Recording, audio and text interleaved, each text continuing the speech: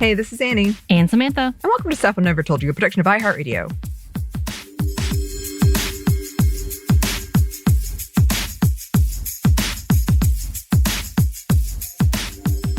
And today we are thrilled to once again be joined by friend of the show, contributor, amazing person all around, Joey. Welcome, Joey.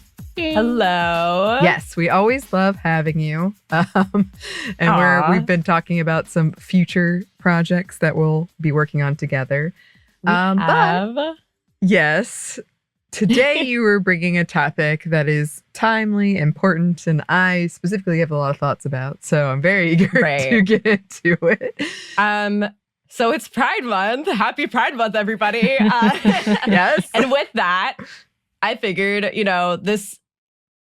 I'm sure a lot of people are feeling this has been a little bit of a weird Pride season for a lot of reasons. And so today I kind of want to talk about one of the big issues that is at the root of some of this weirdness, which is, of course, should the straight boyfriends of bisexual women come to Pride? Never mind.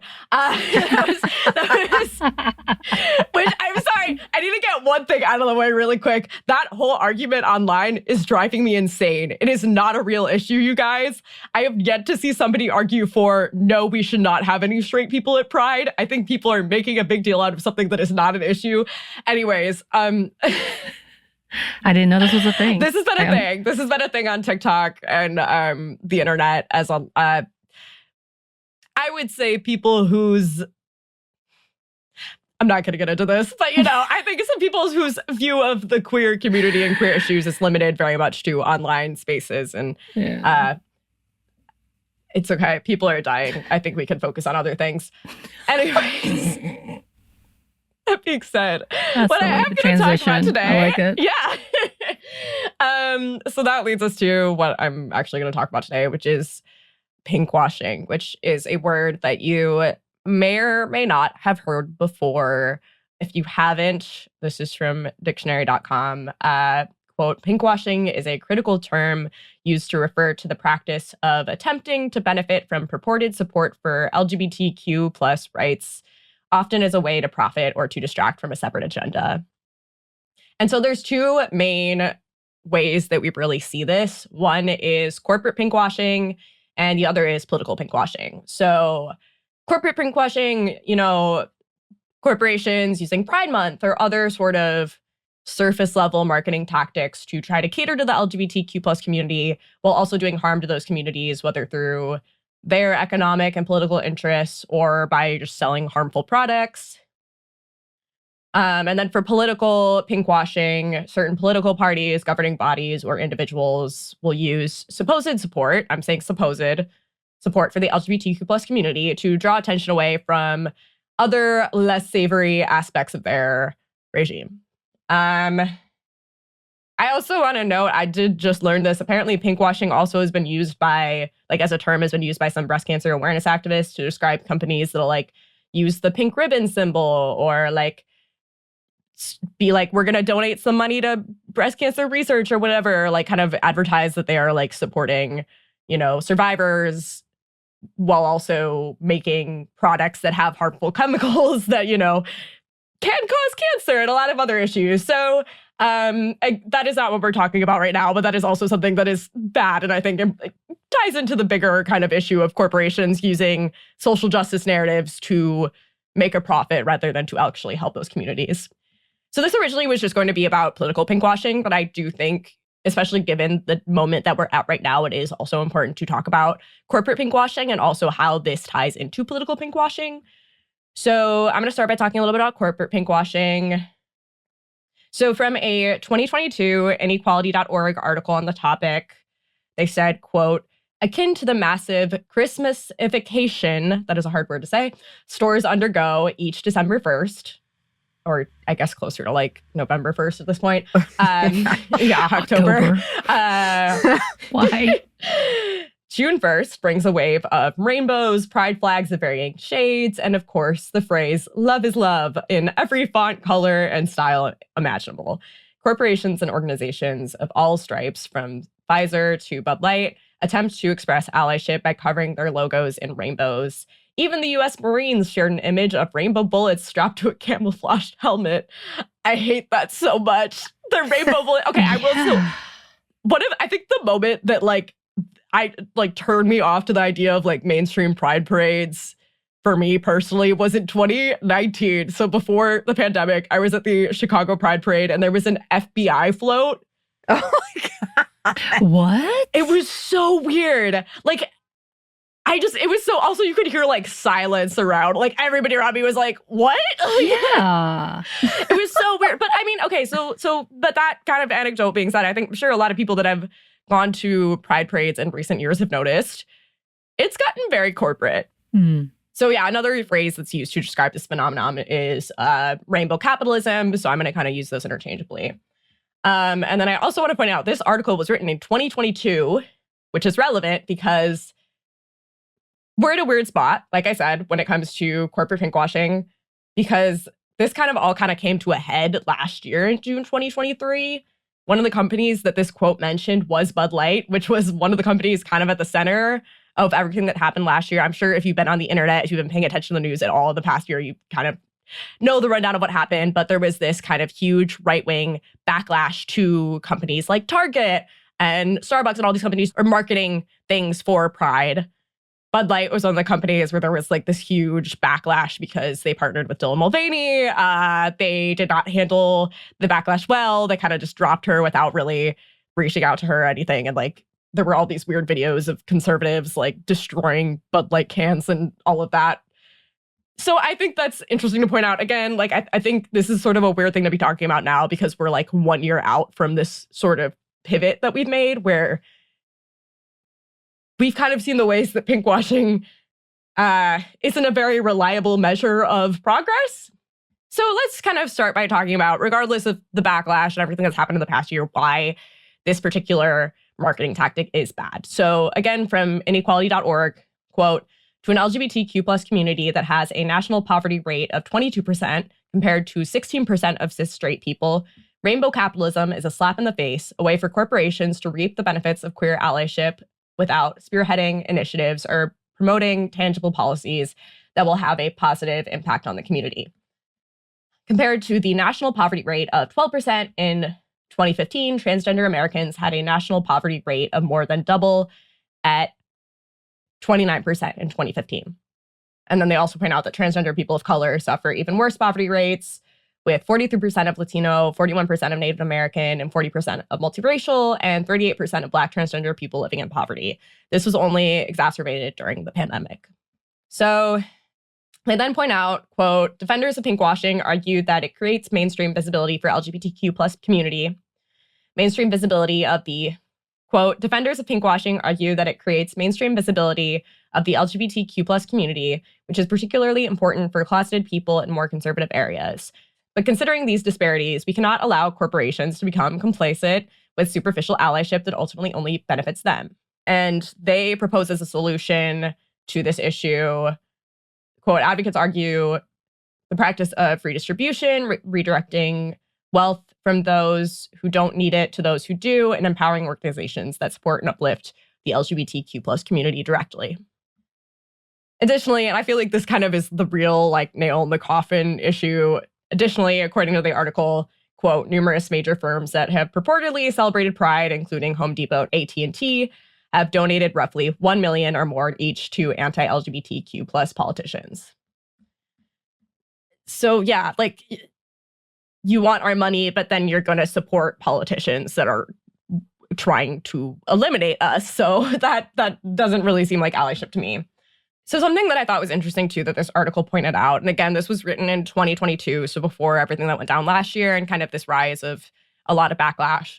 One cause that a lot of these companies do support, or a lot of companies, they said at the time, over 20 different organizations do support, is the Trevor Project, which does really great work. It is a suicide prevention hotline. But they point out the fact that, quote, their status as a queer-centered mental health organization renders them exactly the kind of organization that businesses are happy to champion.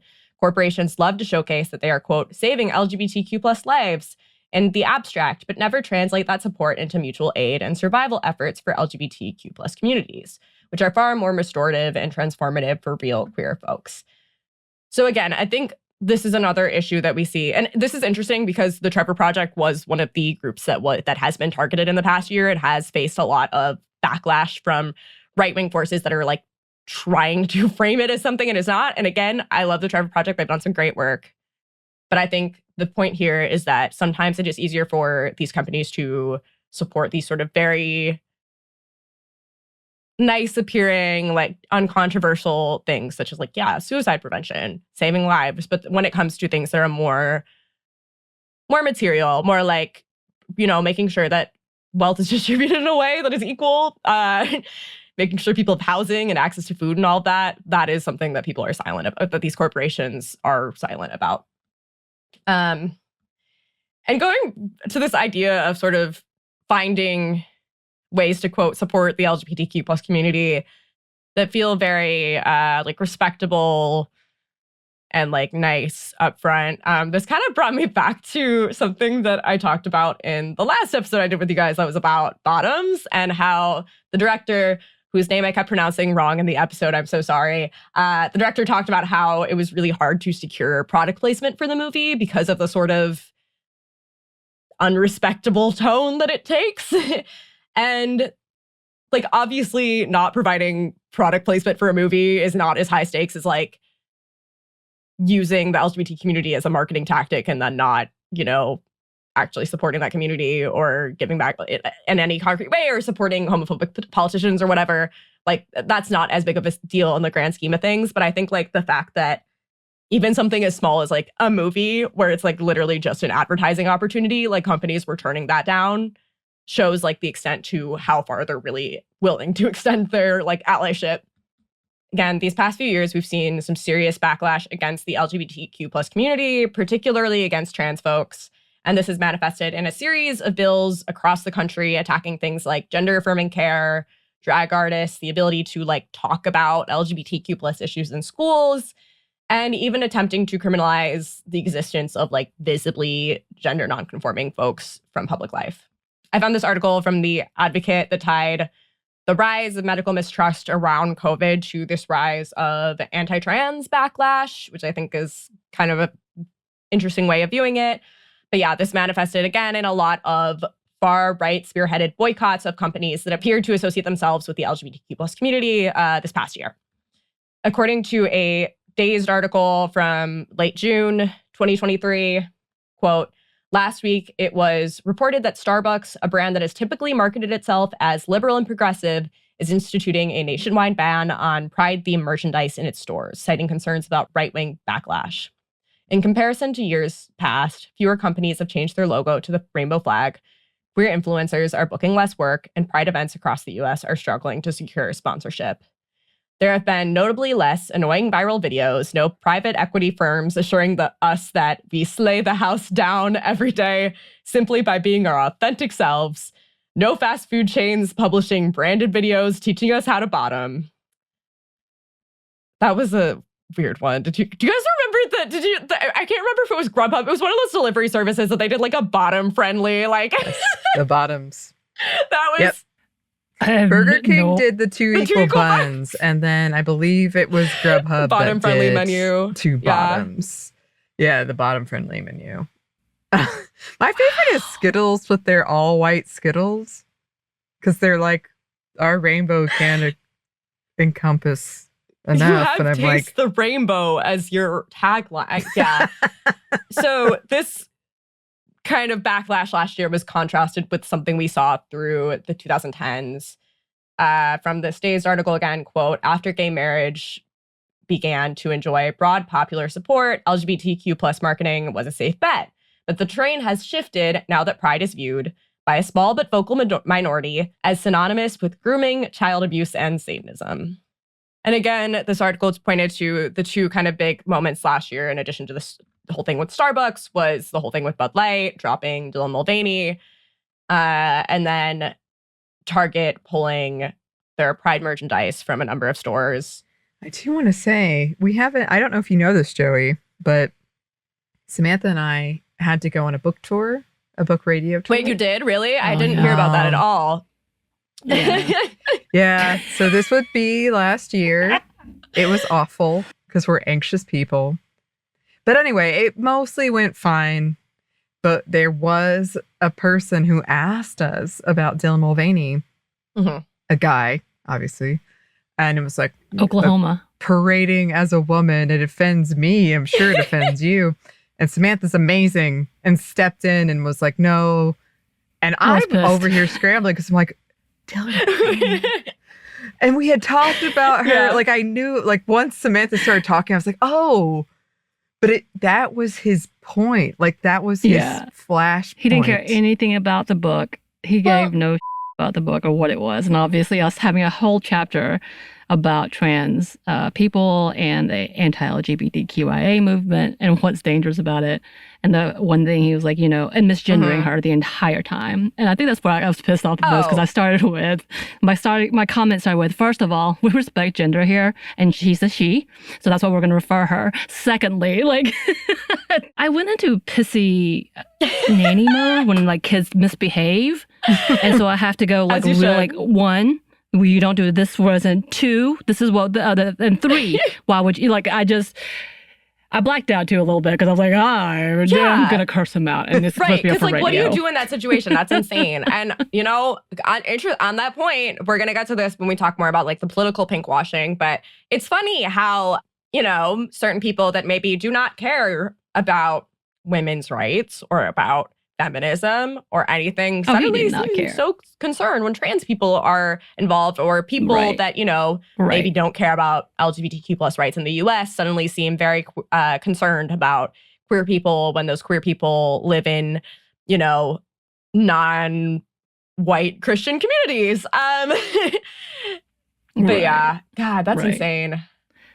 No, he definitely had that moment. And it was quite funny because at the end of the interview, he didn't know what to do except for say, well, you hear these passionate women here, passionate authors here of stuff mom never told you. You should definitely check out their book. And that's how he ended it.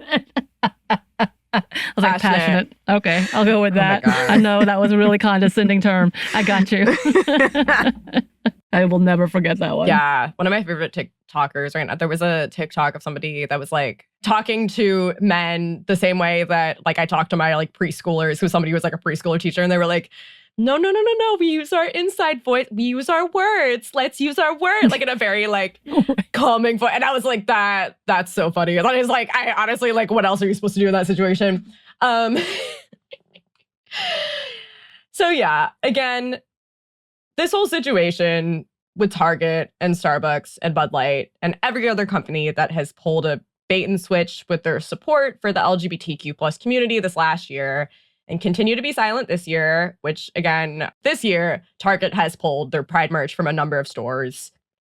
They're only selling it online and quote in select stores. They're citing it's a safety issue, but yeah, there also have been like, it was interesting when I was writing this because I remember one of the things is every Pride month, all of these corporations go on and they change their logo to a little rainbow with their logo, and you get like Lockheed Martin, but gay, for the month of June. I have yet to see a company do that this year. I don't know if there's any out there. I have not seen any on just. I've seen Duolingo. And apparently, according to the many peoples on TikTok, they're saying they lost 2 million followers because they did that. And at one point, they were unverified from TikTok, and I don't know why. All right, I have other issues with Duolingo. There was a lot of people saying, but I haven't heard this necessarily from them, but from like people who follow Duolingo. It's like, did they lose so many people? That's weird. Yeah, I haven't been paying attention as much. I will say with Duolingo, I love their TikTok. It's fun. I think we shouldn't. Yes. We also should not ignore the fact that they are a corporation and they have done some weird stuff. Right. They made I remember back when like the Amber Heard, Johnny Depp trial they had like a weird joke they made about that I was like, oh, okay, Duolingo. Yeah. Duolingo is doing this. Yeah. Like, okay. That's weird. Anyway, yeah. So I don't know. From what I understand, isn't the social media coordinator a queer? I think so. Brown community person? Like she talks. I've seen her account because she blew up with like all of her like sass back about doing the Duolingo, which again, kidnapping parents. Kidnapping. Oh yeah. They have a lot like of where I have your parents in your basement, in my basement, until you. They really like latch on the whole like Duolingo owl harassing you meme. I'm like, I'm very confused about this tactic, but people seem to really enjoy it. So you do you. Right. It's interesting. I sounded really old it's just okay. now. And again, like I think it is funny. I think it is important to remember corporations are corporations and marketing is marketing. But yeah, kudos to that person that's running their account because like they're doing a great job. Anyways, so yeah, but going back to this whole thing, I think what this really shows, corporations are not motivated by morals. They're motivated by the market. If we are relying on our marketability or our ability to make money for capitalist entities to earn our acceptance or even just like base level tolerance, safety, all of that, like we're screwed. If that's what we're relying on, there's always going to be situations like this where companies are going to cave to backlash. They don't care about you. They care about making money. If they think that you're no longer profitable, they're not going to keep supporting you. This is what we're seeing right now. And I do think, again, just to complicate this a little bit, to contradict myself, I do understand the argument that like, hey, if you're a kid living out in the country in like a small town somewhere where like you don't have access to a larger queer community, maybe you're living in like a pretty homophobic area with homophobic parents or something, and like you see a pride flag at Starbucks or like a pride like section at Target, that can be important. But I think as important that is, and it is important that's normalized, we're seeing the main stores that Target and Starbucks and all these bigger corporations are pulling their pride merch from are these stores that are in more conservative areas and more right-wing areas. So even the one kind of benefit of it is like the first thing to sort of crumble, you know? So I do not think this is an effective way to seek liberation. I don't know what the exact answer is. We do still live in like a capitalist hellscape, society. But yeah, it's not a good situation. Corporations are first and foremost motivated by profit. They do not care about your existence. They only care if you're giving them money. Yeah. Right. And again, just as a reminder, this is bare minimum. Like when we talk about like anybody giving an effort, and when we get like, oh, it's a big corporation, they're taking a stand, they put a rainbow on something to make money. Love this is love. The bare minimum, right? Like in this level of like, we want to give compliments and shout outs to people who actually do heroic things versus self-serving, minimal things that should have already been. This shouldn't be a surprise. It shouldn't be new. It shouldn't be one time a year. It shouldn't be so that you can get on a float. Like it's just an odd like level of like, yeah, but why are we rewarding them again? Exactly.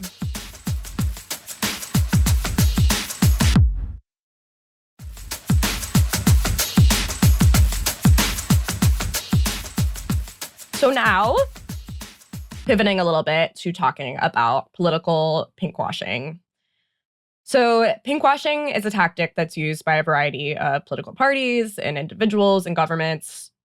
Kind of going to my hometown and I don't live there anymore, but my former local situation, I would argue the whole campaign of former Chicago Mayor Lori Lightfoot was probably like a pretty classic example of pinkwashing. It was when she was campaigning and when she was elected, it was like a big deal that she was our first like openly lesbian mayor. And that was great, except she did a bunch of bad stuff then too that hurt a lot of queer people and a lot of like, queer people of color, like queer people that were like in impoverished areas. So yay. Anyways, I use that example to say like, this is something that occurs in a lot of different places in a lot of different forms, but it's most commonly used when we're talking about Israel. I just want to make it clear, the Israeli government is currently enacting a genocide. Like I'm going into it with that as like the baseline knowledge of what's happening right now. Like I'm not going to spend some time trying to argue the fact that is happening. The most recent death toll I could find was from about a month ago, and it was 34,900 Palestinians in occupied territories that have been killed. That number is undoubtedly low. So yeah, again, a number of genocide scholars, many of whom are Jewish, that should not matter, but many of whom are Jewish, have been calling this a genocide.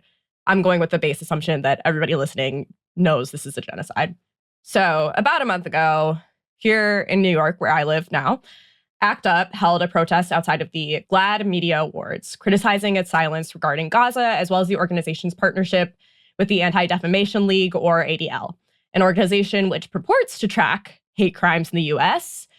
But those numbers are very skewed because they like to include things like peaceful student protesters. And for a while, they labeled Black Lives Matter as a hate organization. A lot of weird stuff that's not necessarily violent or hateful. Yeah, they have a very skewed definition of what constitutes an anti-Semitic hate crime. So at this protest, drag artist Chiquitita and Didi Opulence also staged a protest inside the award ceremony and were escorted out by GLAAD. I'm blanking on her name, but there was a pretty big drag queen who I know has been on like RuPaul's Drag Race and stuff, who had won a big award at this event. And she like later came out and was like, I had no idea like this protest was happening. If I had, I definitely would not have gone to this. And like, I support the protesters, all of that. So like, we love it. I think this was a really pivotal moment, this protest, for the conversation around like what we're expecting from queer activist organizations and what solidarity means and like why it's important. It was a pretty big protest. ACT UP is an incredibly important organization. I would argue they have done some of, if not the most important work to save queer lives.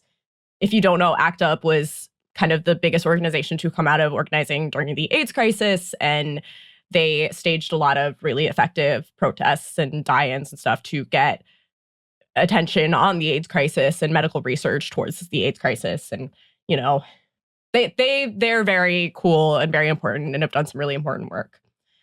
An article from them that covered the event stated, in a statement included in ACT UP's original press release, Noor, a queer Palestinian Syrian artist and writer, said that, quote, it goes without question to me that there's no such thing as queer liberation without the liberation of Palestine. We fight for Palestine in honor of our queer history and ancestors, for those queer Palestinian siblings of ours living in Palestine, and for all those generations to come, Noor said. This violent, unjust oppression, apartheid, bombs, weapons, mass destruction, disabling, and displacement of Indigenous humans does not discriminate. Unquote. And so I want to start by talking about this moment because I think this really shows the shift in the effectiveness of political pinkwashing, much like how a year ago we kind of saw the shift in the effectiveness of corporate pinkwashing. And I think that's a good thing. So when talking about pinkwashing, there is this really fantastic article that I will link in the show notes by playwright, activist writer Sarah Schulman that was in the New York Times. It was from 2011. There was an opinions piece about pinkwashing, and this piece from 2011 is credited with being one of the things that brought the term pinkwashing into the mainstream when talking about Israel. So she was not the first person to coin this term, but again, like she's credited with kind of bringing it into being one of the people that brought it into the American mainstream. So in her article, Schulman says that pinkwashing is, quote, a deliberate strategy to conceal the continuing violations of Palestinian human rights behind an image of modernity signified by Israeli gay life, unquote. She then goes on to quote, guys, I did not pay attention in Hebrew school. I'm so sorry for how I'm about to say all these names. Ayel Gross, I got that one, who's a professor of law at Tel Aviv University, who says, quote, gay rights have essentially become a public relations tool, even though, quote, conservative and especially religious politicians remain fiercely homophobic. If you live in the US, that might sound familiar. So she points out that this is not something unique to Israel and that it is, quote, the co-opting of white gay people by anti-immigrant and anti-Muslim political forces is present in Western Europe as well. Again, I would argue to some extent that it's also kind of made its way into American discourse.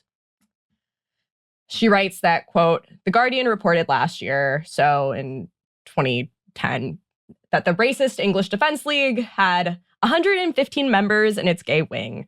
The Durban Lebanese and Gay Federation has issued statements citing Muslim immigrants as enemies of gay people. She talks about how Muslim immigrants are oftentimes depicted as being, quote, homophobic fanatics, while they also, quote, opportunistically ignore the existence of Muslim gays and their allies within their communities, and, quote, render invisible the role that fundamentalist Christians, the Roman Catholic Church, and Orthodox Jews play in perpetuating fear and even hatred of gays. Going back to that man y'all were talking about, I mean, it's the same thing where it's these super right-wing homophobic, I'm gonna use my religion to justify my homophobia. People are all of a sudden like concerned about homophobia in Islam. Anyways, and again, if this sounds familiar, if that statement sounds familiar and you live in the US, that is because on May 10th this year, the FBI released a statement warning of, quote, foreign terrorist organizations or supporters may seek to exploit increased gatherings associated with the upcoming June 24 Pride Month. Which again, given what I was just talking about and the increase of attacks on LGBTQ plus people, including children, that have gotten violent in a lot of cases, most of these attacks being done by white Christian Americans, this seems like a weird statement to be releasing. Just my opinion. And really quick, before we talk about Israel, I want to talk a little bit about this uncomfortable history that we do have to unpack, I think, especially as like white gay people, about how this kind of line of thought of like using white gay people for anti-immigrant rhetoric or anti-Muslim rhetoric or whatever, racist rhetoric has been used kind of in the past. Because this isn't necessarily a new thing. It's ultimately rooted in this idea that like you can be gay and still be incredibly racist and misogynistic and, you know, have all these very right-wing, xenophobic, neo-colonialist ideas. Like, being gay does not necessarily exempt you from feeling that way or from acting that way. And we can't necessarily measure the overall state of progress and like acceptance within a society just based on whether or not LGBTQ plus people are accepted within that society. The same way, like, you could have a country that, you know, women have full equal rights under the law, and that such country can still be incredibly racist or incredibly homophobic or incredibly misogynistic or militaristic or whatever, or be doing these awful things.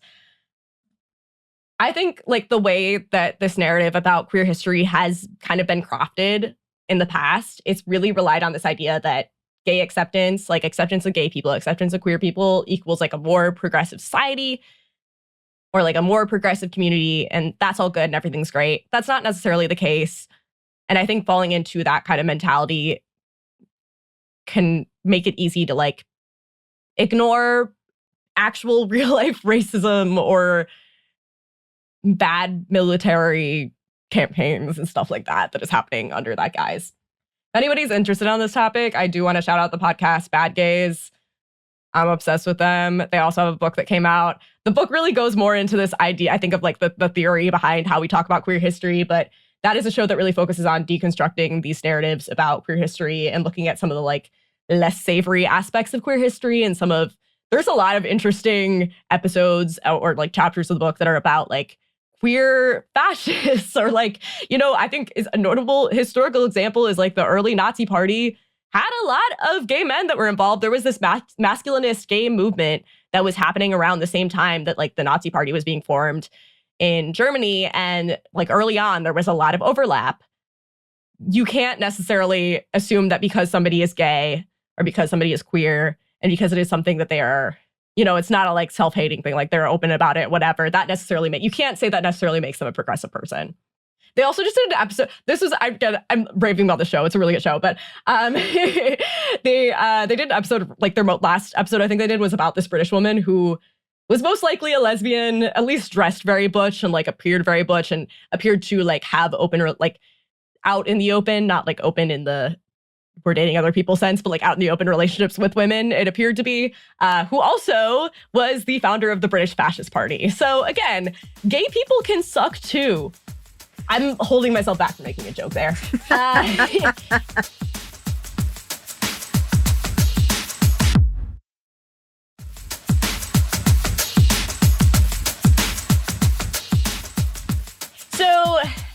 I think think it's really important to study this history, and it brings up another term that this is a little bit more complicated because this is really used as more of like an academic term, but it ties into pinkwashing, and that is homonationalism, which was coined by Jasbir Puar in her book, Terrorist Assemblages, Homonationalism in Queer Times, which seemed like a really interesting, fascinating book that I really want to read, but JSTOR would not let me read it because it said I didn't have access through my account. So this is JSTOR's fault that I don't have more quotes from her. Anyways.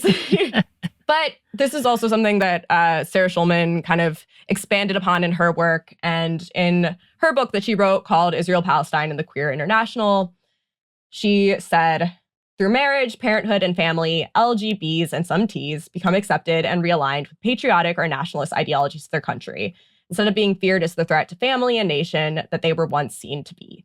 This new integration, under the most normative of terms, is held up as a symbol of that country's commitment to progress and modernity. They construct the other as Muslims of Arab, South Asian, Turkish, or African origin as, quote, homophobic and fanatically heterosexual. And going back to Israel and how this kind of manifests in Israel. So in that article, in that op-ed that she wrote for the New York Times, Schulman talks about the, quote, Brand Israel campaign, which the Israeli government spearheaded in 2005, aided by American marketing executives, which, quote, sought to depict Israel as relevant and modern. She then goes to talk about how in 2010, quote, the Israel news site Ynet reported that the Tel Aviv Tourism Board had begun a campaign of around $90 million to brand the city as an international gay vacation destination. Which, as a queer Jewish American, this is not surprising to me in the slightest. I don't have time to get too much into the weird culture around Birthright, but if you don't know, Birthright is this organization that basically pays for you to have a free trip to Israel.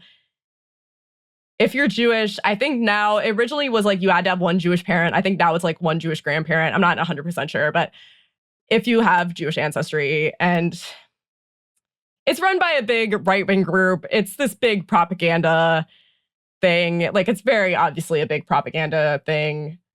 But it's also something, like, in a weird, awful, dystopian way. This is something that was just, like, super normalized growing up. Like, I was like, oh, okay, you get a free trip to Israel from Birthright. You're going to do that when you are a young adult, and it's going to be so fun. If anybody has ever seen the Broad City episode where they're making fun of Birthright, the whole episode is making fun of the fact they're on, like, the plane going to Israel, and it's making fun of the fact that, like, a big part of the trip is they're trying to get people to move to Israel and make more Israeli babies. And so, like, the whole bit of the episode is that the guy who's running it is, like, trying to get them all to hook up,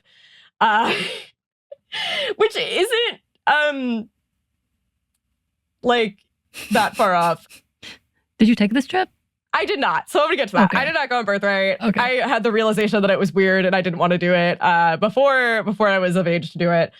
However, growing up Jewish and in Jewish communities, like, it's something you hear about, and it is something, like, you know how there's the marketing of it, and then there's sort of the, like, interpersonal marketing, and a big thing, like, you always hear from, like, your older cousins or, like, older friends that went on it, that are, like, a big thing is they kind of let you go, like, clubbing, and you get to meet all these, like, hot IDF soldiers, and it's, like, very much appealing to that aspect of it. Anyways. Appealing to the youths? To the youths. As Anney would say. I will say, I know about Birthright. I did not know it was an organization. I really just thought it was an actual tradition. No. That had been, like, I know nothing. And I was like, oh, that sounds cool. But that's how little, like, as outside of this culture as I am, I knew of it. And so I did not understand how politically it leaned. That's interesting. Right. It gets complicated because it's obviously, like, it's kind of pulling from. So in Islam, like, a lot of people will do the Hajj, and that's part of their religion. This is where it gets complicated, and, like, I don't really have time to go into this. Like, there is a lot of spiritual kind of attachment, like, in what is now Israel. Like, there is a lot of, like, spiritual places and stuff like that. And I think, like, there is that history. There's no, like, history of people going to Israel, like, when they reach a certain age to, like, to see it. And, like, that is definitely something. This was started in 1999. Like, it is a fairly new organization. Yeah. Wow. I thought I knew this all my life. That's an interesting. Yeah. When I grew up, like, this was so normalized. Like, this was, like, everybody went on it. it was always like, oh, well, it's a free trip. Even people that I knew that were like not super Zionists were sort of like, yeah, well, it's a free trip, so you're going to go. Right. That's how I understood it, essentially. But maybe it's because I didn't learn about it till I was in college in 1999. I would have been in college the next year. Yes, right. I'm old. However, but like that to me, it just made sense. And maybe that's why I knew of it, is because it was so new-ish to that level. I don't know. But I'm like, oh, I just assumed it always had existed. Yeah, there's a lot of things about Zionism you get to learn are not actually as rooted in history as you think they are. But anyways, so I bring up this and this sexuality kind of like on the DL, my cousin told me marketing around birthright. I'm not going to say marketing, but I think like kind of, culture around birthright. I bring this up because they do some trips that are specifically based around certain identities. And in 2013, they started doing pride birthright trips for LGBTQ plus people, which I first heard about in kind of the same context I was talking about, where like I had a friend, and friend is a strong word. Anyways, I knew somebody in high school that was talking to me about birthright, and they were really excited about it, and they're all going out about like, oh my God, we're going to like go clubbing and hook up with like hot IDF soldiers and all that. And I was kind of like, I don't know, I was at the phase of my life where I was like, I don't know what I am. I know I like girls, but like, I don't really, and I was sort of like, I don't know if that's for me. And she was like, no. There's a gay one you can go on. There's a gay one. So that's very open.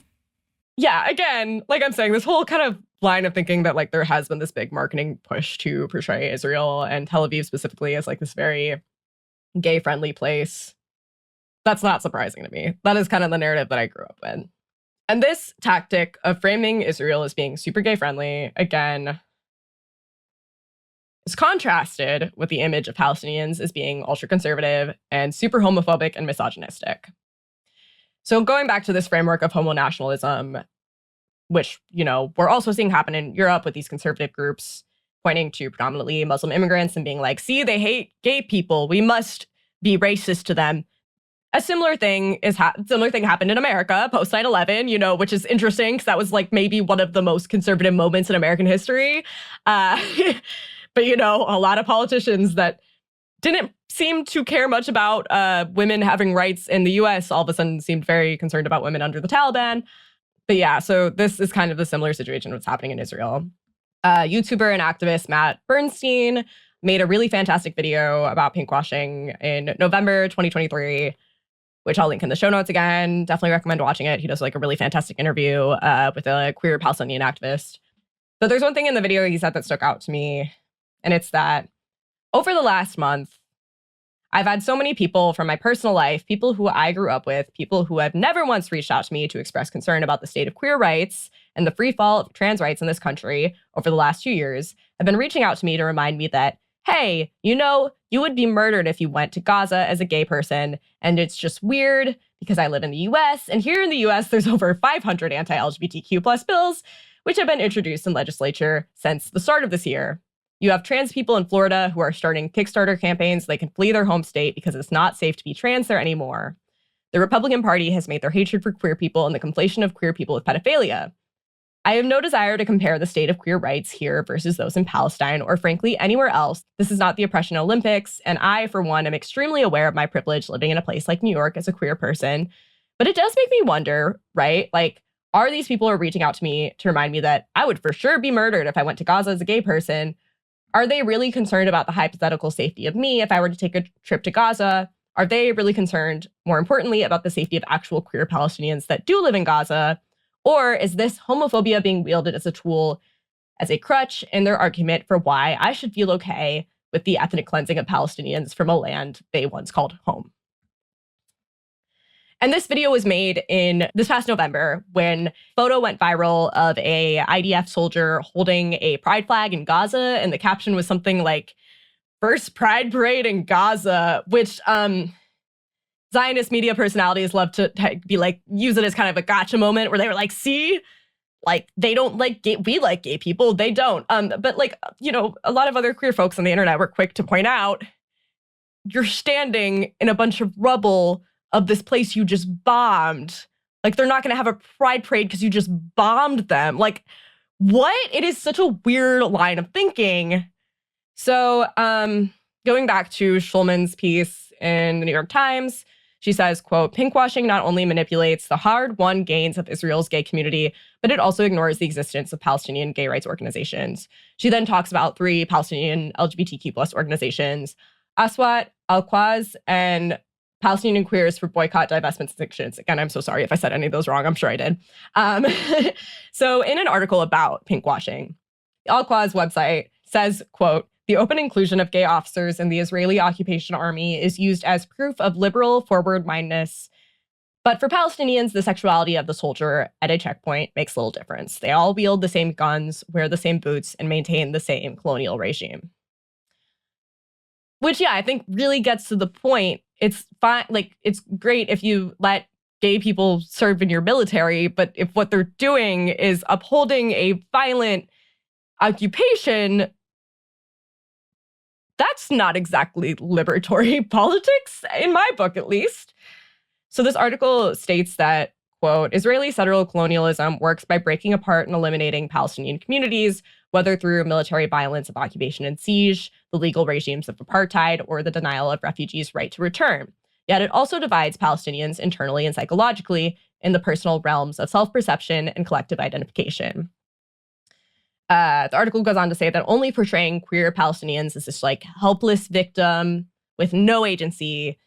By doing this, Israel, quote, "suggests that Palestinian society suffers from pathological homophobia and that no dissenting voices could ever survive for long within it." But, quote, "the fantasy of Israeli humanitarianism falls apart as soon as the colonial situation is taken into account. There is no pink door in the apartheid wall." And so let's use that to pivot to how Israel actually treats its LGBTQ plus citizens and how it treats LGBTQ plus Palestinians, these sort of hopeless victims it suddenly seems interested in saving. Disclaimer up top, much like what Matt Bernstein said in his video, I am not interested in playing oppression Olympics. I don't think it's productive to have conversations about LGBTQ plus rights or the rights of any marginalized groups that matter and have it revolve around like, well, this is the worst situation you can be in. So if you're in anything better, you can't complain or you can't, whatever. Like that is a way to heed progress. Like that is a tactic literally to stop us from reaching the potential that we can reach. When I talk about queer liberation, it's with a future focus. It is how can we improve the society that we are living in? So I'm not going to do this as like a, I don't know. I'm acknowledging that, yes, there are certain communities that you can grow up in. It is much, much, much more difficult and unsafe to be queer. But that doesn't mean we should ignore real, valid homophobia and transphobia in slightly safer places. So like, and again, if you're from the US, you should probably understand this. Like, just because a country has some rights for gay people, where gay people are allowed in the military, or in the US, we're allowed to get married. In Israel, that's not the case. But, you're allowed to exist in public, whatever. That doesn't necessarily mean that the politicians in power are not violently homophobic. And it doesn't mean that the culture as a whole is not homophobic. And then also having these enclaves like in Tel Aviv or like in New York doesn't necessarily mean that there are not parts of the country that are also still deeply, deeply homophobic. And much like when we talk about these American corporations that are using pride to appear progressive while giving money to anti-LGBTQ plus politicians, the Israeli government loves this like kind of to market Israel as a gay safe haven, while also like saying some of the most violently homophobic and transphobic things. So in 2022, Israeli Prime Minister Netanyahu signed a deal with the Noam Party. Again, I was really bad at Hebrew school.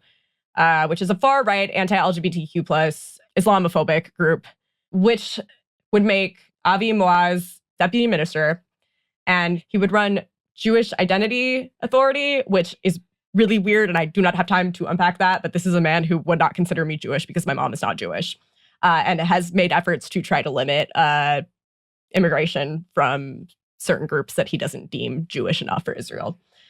According to the BBC, quote, "Mr. Maoz has described LGBT people as a threat to the family and has said he wants to cancel gay pride parades. His party ran a poster campaign in 2019 with the words, quote, 'Israel chooses to be normal.'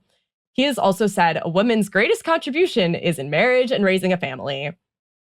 The current finance minister of Israel and the national security minister are also kind of the same mindset. The two of them were responsible for organizing an anti-LGBTQ plus protest in Jerusalem. during the Jerusalem Pride Parade in 2006 that was called the Beast Parade, which should give some hints into how weird and vile some of the propaganda around it was. Again, this shouldn't be surprising. Israel has a far-right government right now. They do not care about queer Palestinians, and they do not care about their own queer population. They don't care about queer Israelis either. So it feels, I would say, hypocritical to be screaming about gay people should support Israel because if you went to Gaza, you would be killed. Palestinians are homophobic, et cetera, when Israel is also run by a bunch of homophobes right now.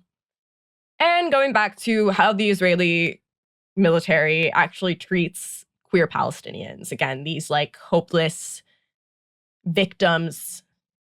In 2014, a group of whistleblowers that were Israeli intelligence veterans revealed that their unit would intentionally seek out LGBTQ plus Palestinians to use their sexuality as blackmail so that they'd become spies. And it seems like this has been a practice that has continued. Like, this is something that comes up a lot, I think, during conversations about pinkwashing and Israel's pinkwashing. Like, blackmailing people with their sexuality so that they spy for you.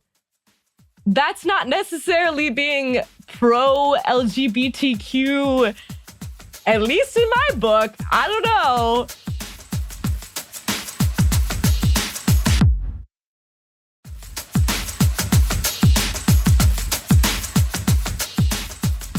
And so, okay, if there's one sort of positive note that I do want to leave on, it is that I think the good news is, and I opened with that story talking about the ACT UP protests at the GLAAD Awards, I think the conversation is changing. And we're seeing that pinkwashing is not working the same way it used to.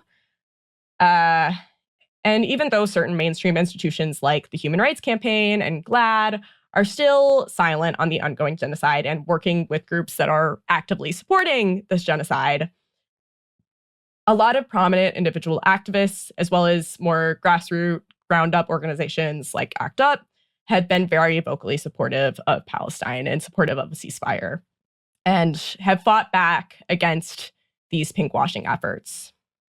There was that protest in New York.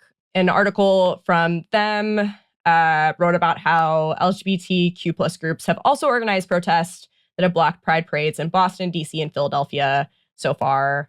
According to them, quote, in New York City, Queens Pride has significantly fewer groups marching due to boycotts and solidarity with Palestinians, as local outlet Hellgate reported. As Hellgate reported, the Pride Parade sponsor, Long Island-based nonprofit LGBT Network, quote, rallied LGBTQ support groups in support of Israel. The outlet also noted LGBT Network president David Kilmanick had chastised LGBTQ organizations for not supporting Israel in a New York Daily News op-ed. And this is one I heard about. Again, like I live in New York. I've seen a lot of stuff going around about people calling for a boycott of Queens Pride. In my life, like I go to a lot more like local, smaller Pride events, and there have already been some instances of groups pulling out of certain venues that have hosted a like Eurovision viewing party despite calls for a boycott, and like other things where they have kind of either not been open to talking to activists or just like have completely ignored them or whatever. So I think like at least from a community level, things are changing, and that gives me hope.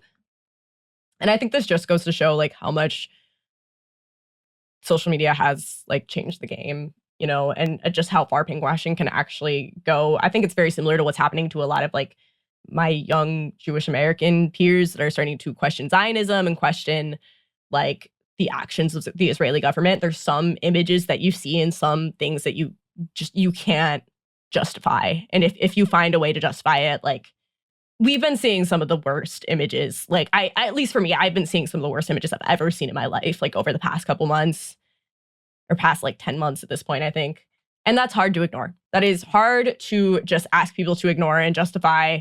And frankly, at this point, if you are still trying to ignore and justify it, I am concerned for you and your moral well-being. But yeah, ultimately, my takeaway here is the center of this is that one group's safety does not require the subjugation and annihilation of another group.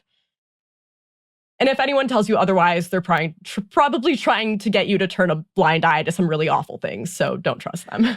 I mean, yep.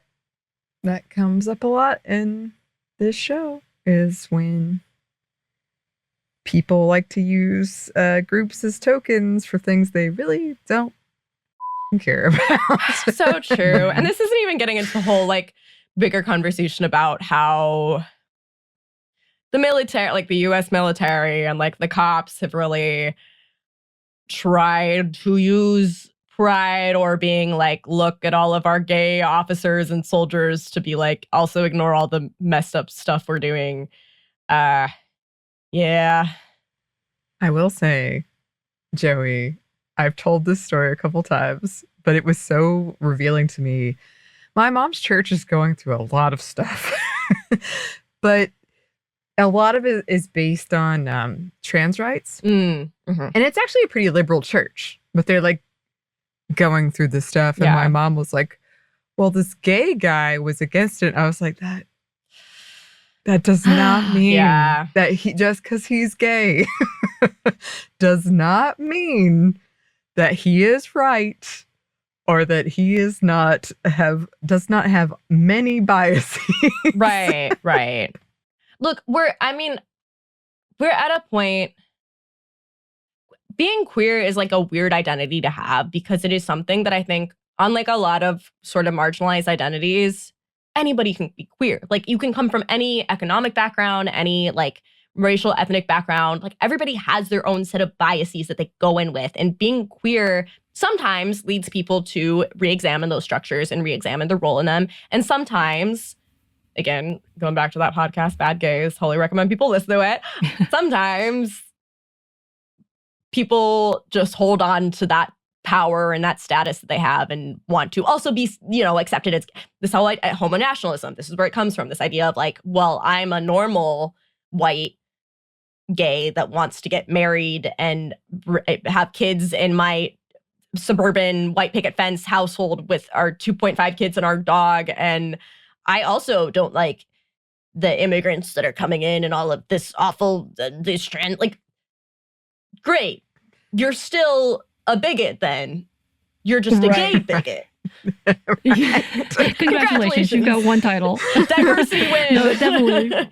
Right. And it's the same way when we see immigration issues and like anti-immigrant people who rally as anti-immigrants, but they're literally immigrants themselves. We have a lot of like Latin community, especially men, like machismo men who really latched on to Trump. And that was a whole conversation. They still do. And they're like, my parents did it right until they get arrested and then deported because of a mistake or whatnot. Like I've seen that so many times.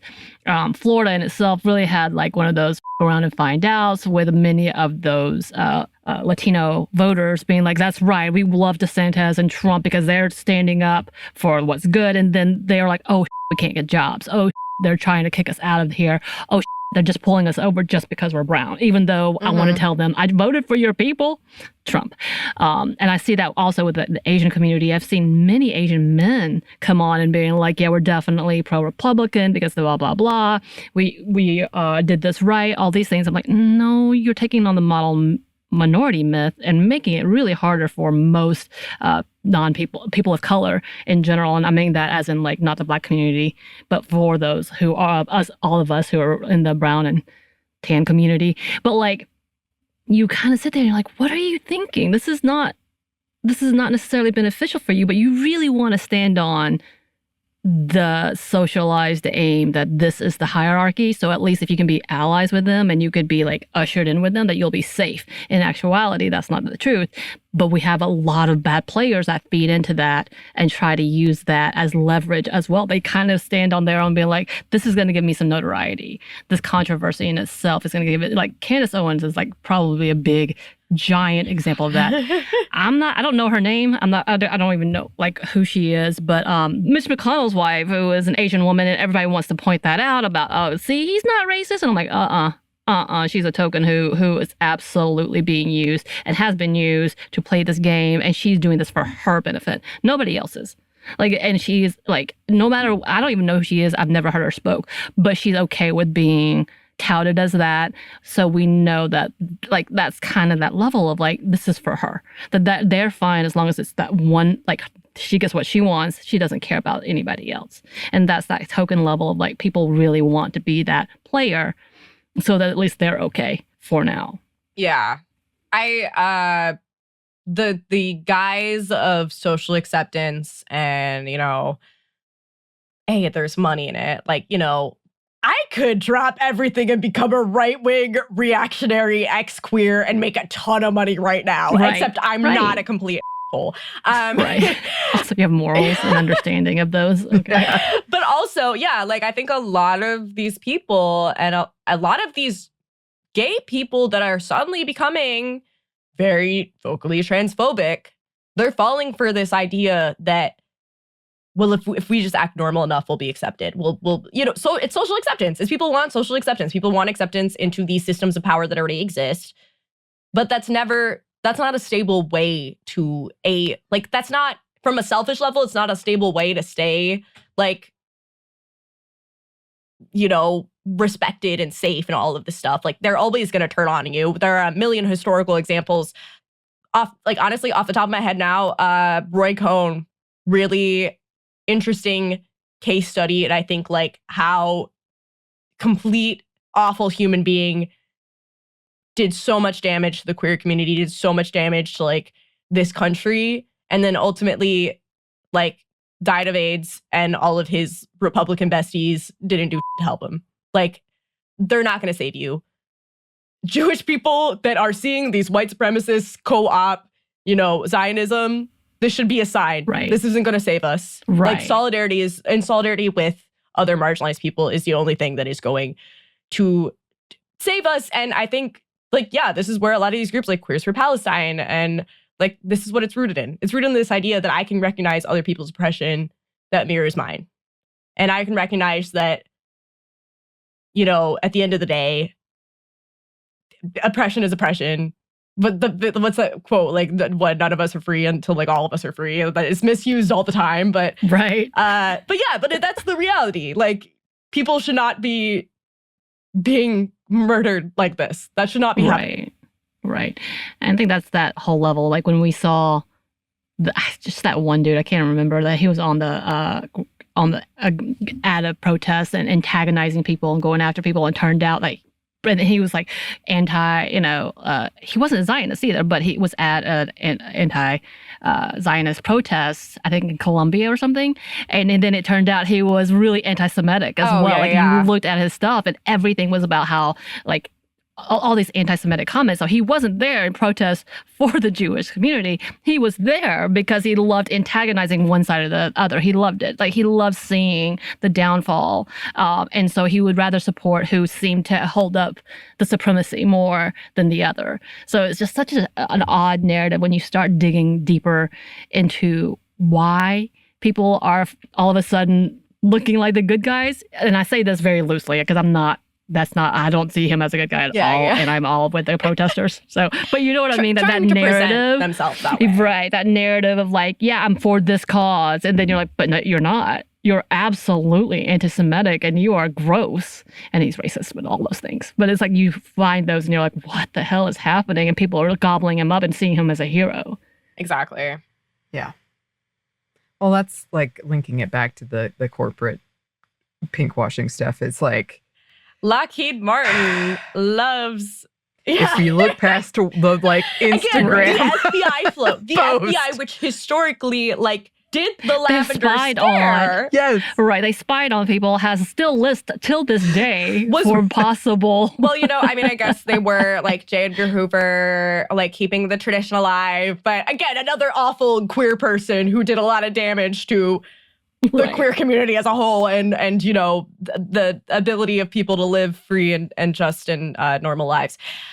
Anyways, I gotta honestly, I just remembered this, and Anney, this is for you. This is my time on Sminty. I gotta bring this back to Star Wars. Remember when they decided that Tarkin was gonna be gay? They just decided to make him gay one time. This is literally that. It's yes. And I remember seeing a bunch of memes that people were diversity win. The guy who blew up Alderaan. Oh, really? That's hilarious. Is gay.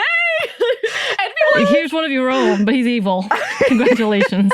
maybe like unintentionally one of the funniest like reflections of the state of like queer liberation right now, where it is that weird like hyper focus on like military endeavors, and it's like, see, we have rights. You guys can go kill people in other countries. You can go blow up Alderaan. Blow up a planet. So, anyways, he had a whole military doctrine, man. I don't know. I'm still on the Oscar Isaac Finpo train. Be Finpo. Yes. Fight for liberation. Yes. Don't be Tarkin. Well, don't be Tarkin. We can agree on that. He's terrible. Even Darth Vader hated Tarkin. The lesbian couple from Andor. They were cool. We finally got some cool gays. Ooh, yes. Yes. Yes. That's amazing. So These are my gays. Happy Pride Month, everybody. Yes. Oh my gosh. It's always a delight to have you, Joey. Thank you so much for coming on. Of course. Very excited to have you on again. Happy Pride, y'all. Happy Pride. Happy Pride. I'm saying to the two of you. Just us. Yeah. Thanks.